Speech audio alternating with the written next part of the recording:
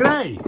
It's a Hot Wheels action set, Criss Cross Crash. Found this on clearance, but also looks like someone's nicked the card that comes with this set. Maybe that's why it was at clearance. Maybe they just had itchy fingers. There's tiny print here that says I need 4 D-size batteries. I figured that might be the case because it looks like there's some motors running things around. Well, that's the front, well, that's the back. On the front it says 5 to 10, but on the back it says 4 to 10. So I don't know where the discrepancy is coming from. Let's crack it open. Looks like there's going to be a handy punch hole here.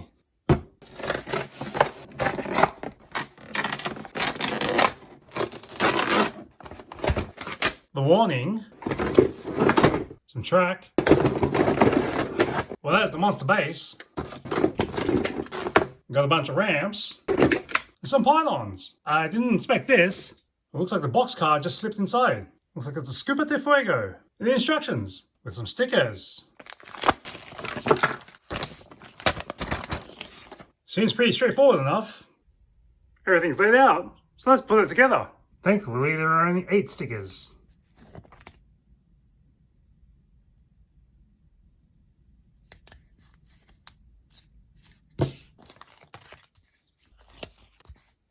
It's labeled 1 and 2 on the sticker sets, but I don't think it really matters. They all have the same shape and orientation.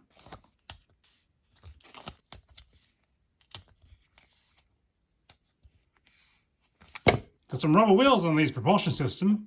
A lot of give.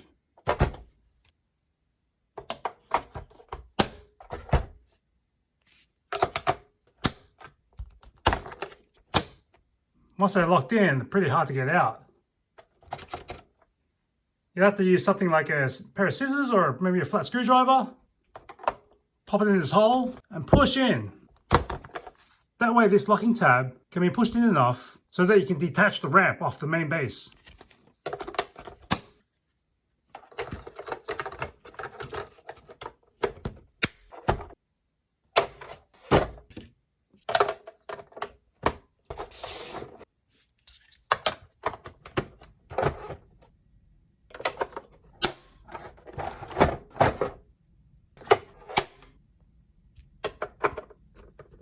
With the main base setup, once you get part A in, the rest just alternate B, C, B, C, B, C, B.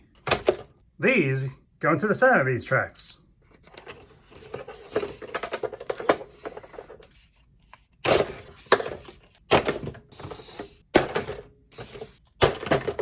I'm going to follow the box and put the blue track to start around the parking lot. Where the arrow points out, these lips go on the inside. And when you're coming back in, the lips are on the outside. So with the parking lot in the top left, I've wrapped the blue track on that and done the same on the diagonal. Now I just have to repeat it for the orange side.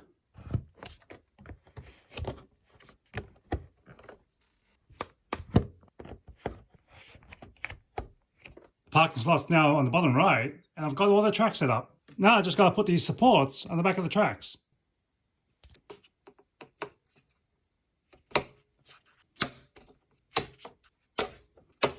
The supports are all on.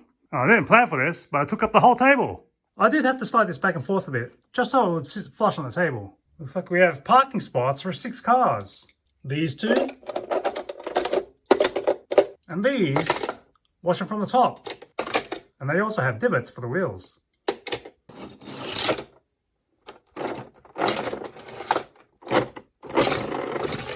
This is a very limited manual play.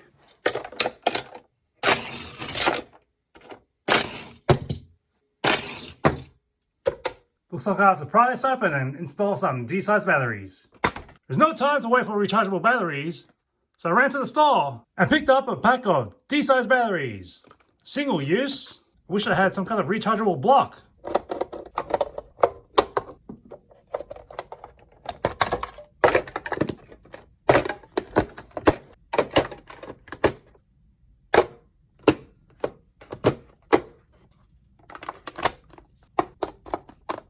Batteries installed, let's see how this goes.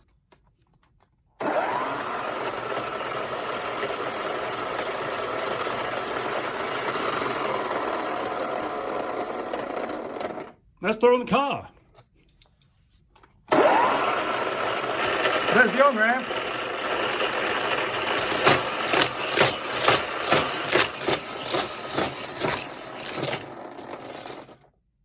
We've had this running for a few weeks, maybe a few minutes at a time, and the batteries are still going. Crashing cars do fly out, so if you want to go without goggles, that's up to you. Any issues of hitting yourself in the face may be overblown, so long as you keep your head back away from the tracks. We've got about 200, 300 different cars, and not all of them work well on these tracks.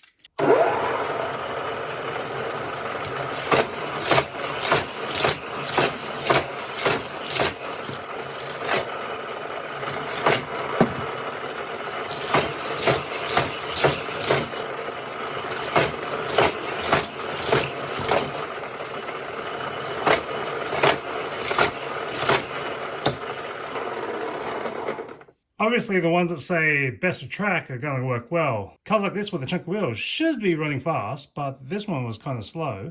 Another one would be like a DeLorean. This seems like a normal car, but it's picking up a pace.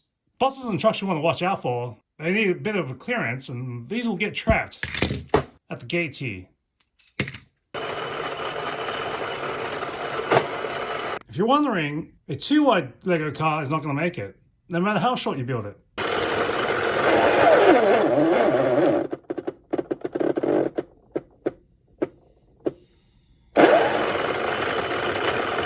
Your finger's not going to really get caught or ripped off if you somehow jam it in there. These wheels will slow down.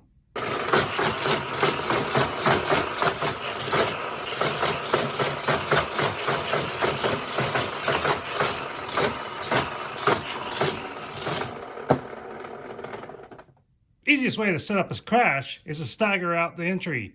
The other is to have a faster car run with a slower one. That way, the faster car gets ahead of the pattern and enters an intersection before the other has a chance to run. Quite a few times though, the track just seems to catch some of the wheels and they just drop off. You're less likely to get that when you get the cars that are made best for track. These show ponies are not it. I've got a rip rod here that also happens to be a treasure hunt.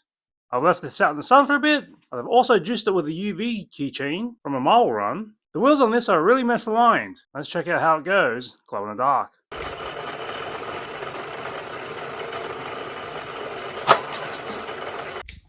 Well, that was unsuccessful, and lesson learned. If the wheels in your car are misaligned, they're going to get really smashed up on the first turn, so maybe rethink using one of your display cars. I've got a handful of other Hot Wheels. I'm going to feed them in and stop when the first one crashes.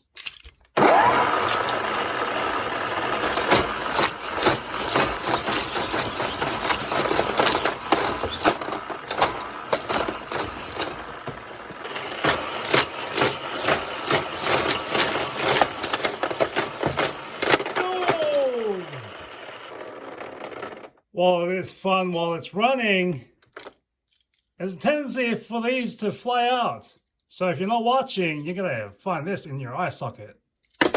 For this next track, I'm going to load them up as a train and see how many I can get running. Let's just go with 6 for now.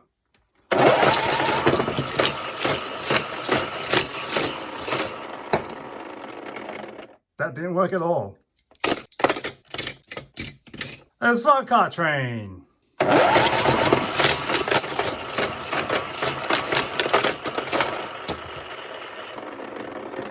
Maybe none of this is going to work. You can't start it from the base here. It needs a bit of a run in, and that's why you have this on-ramp. Starting from a dead stop, you're not going to make that loop.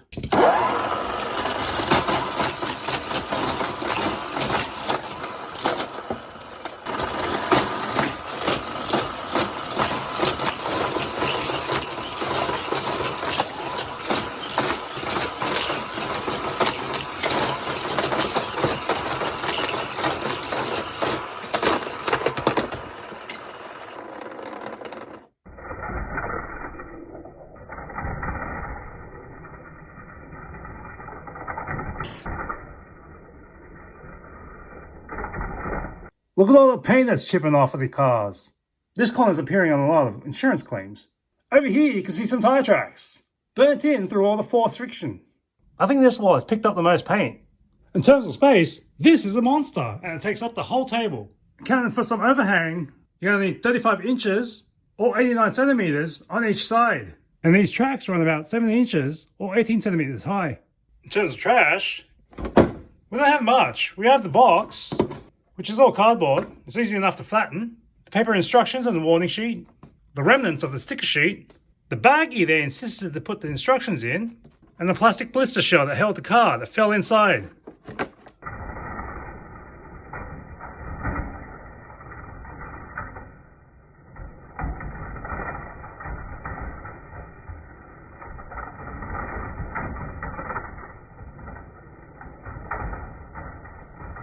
See you next time on Finders Keepers.